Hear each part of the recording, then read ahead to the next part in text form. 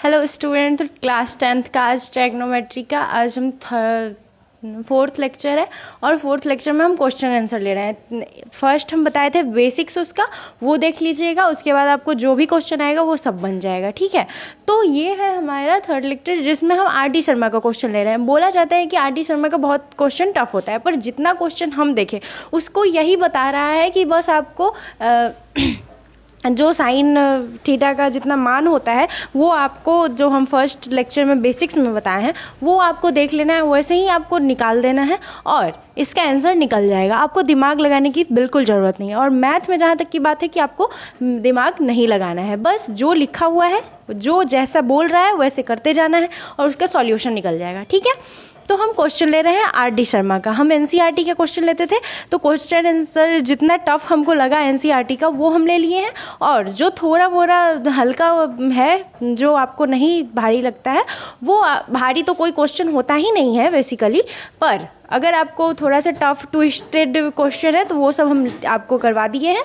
और आज हम आर डी शर्मा का लेंगे। तो आर डी शर्मा में ज़्यादातर क्वेश्चन तो एनसीईआरटी का ही था, आधा से ज़्यादा, और कुछ में क्वेश्चन क्या था कि if cot theta is equal to 3/4 prove that root under sec theta minus cosec theta by sec theta plus cosec theta is equal to 1/√7। इसको LHS बोला जाता है, लेफ्ट हैंड साइड, और इसको RHS बोला जाता है, RHS यानी कि राइट हैंड साइड। क्लियर है?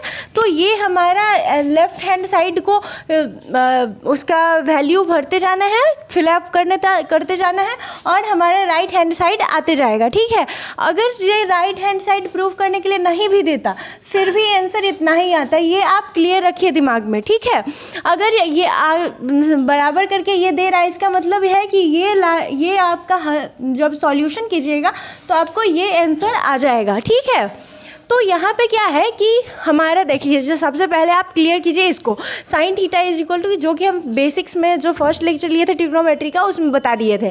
तो साइन थीटा बराबर क्या होता है, P/H perpendicular by hypotenuse.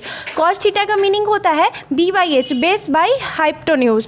Tan theta का मान होता है P/B यानी कि परपेंडिकुलर बाई बेस। ठीक है, कॉट थीटा इसी टैन का उल्टा होता है, सेक कॉसेक का उल्टा होता है, और जो कॉसेक होता है वो साइन का जस्ट रिवर्स होता है। यहाँ तक तो क्लियर है?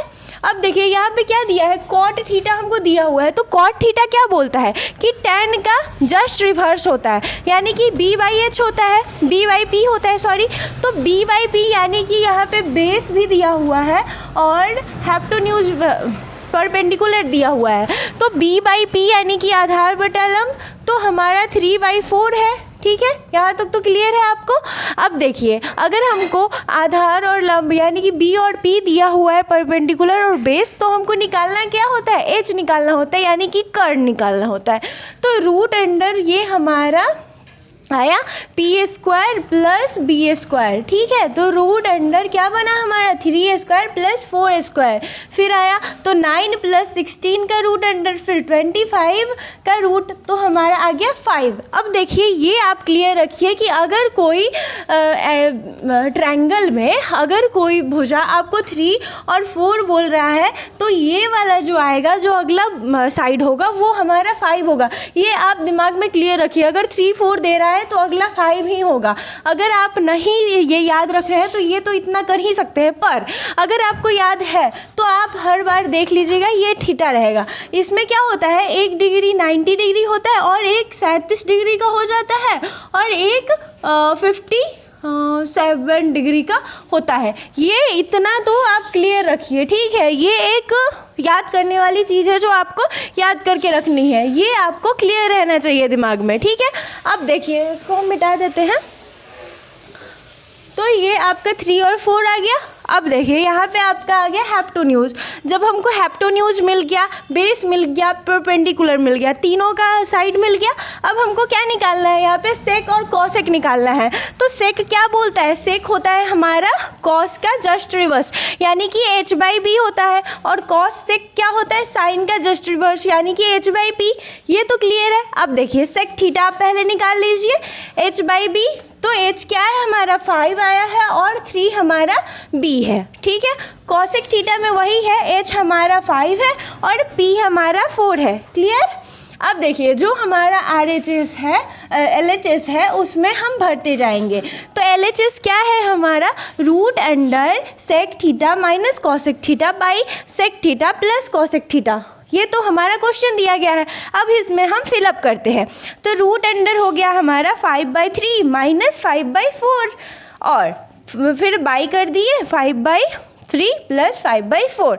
अब इसका LCM लेंगे तो 3 4 जा 12, तो ये 12 हो गया हमारा, 5 4 जा 20 माइनस 15, ये तो क्लियर है। अब देखिए LCM लेंगे 4 और 3 का, फिर 12 20 प्लस 15, यहाँ तक क्लियर हो गया। अब देखिए फिर रूट अंडर लिए 5/12, ये तो हमारा आया 5/12।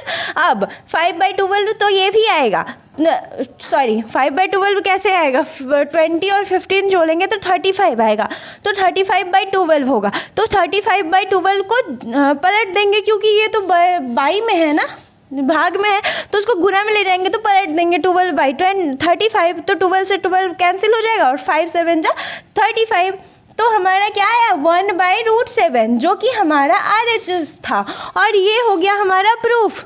कोई था डिफ़िकल्ट, कोई भी क्वेश्चन चाहे वो फिजिक्स का हो, मैथ का हो, किसी भी सब्जेक्ट का हो, आपको कभी भी डिफ़िकल्ट नहीं जानना है। ये आप अपने माइंड में क्लियर रखिए कि ऐसा कोई भी क्वेश्चन और कोई भी सब्जेक्ट नहीं हो सकता है जो डिफ़िकल्ट होता है।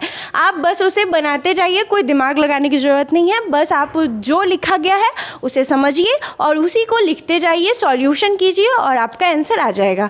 तो आज के लिए RD शर्मा भी कंप्लीट क्या हो गया। हम जो टफ और ट्विस्टेड क्वेश्चन होता है वो हम ले लेते हैं आपके लिए, और आगे का आप खुद बना के देख लीजिएगा। Thank you.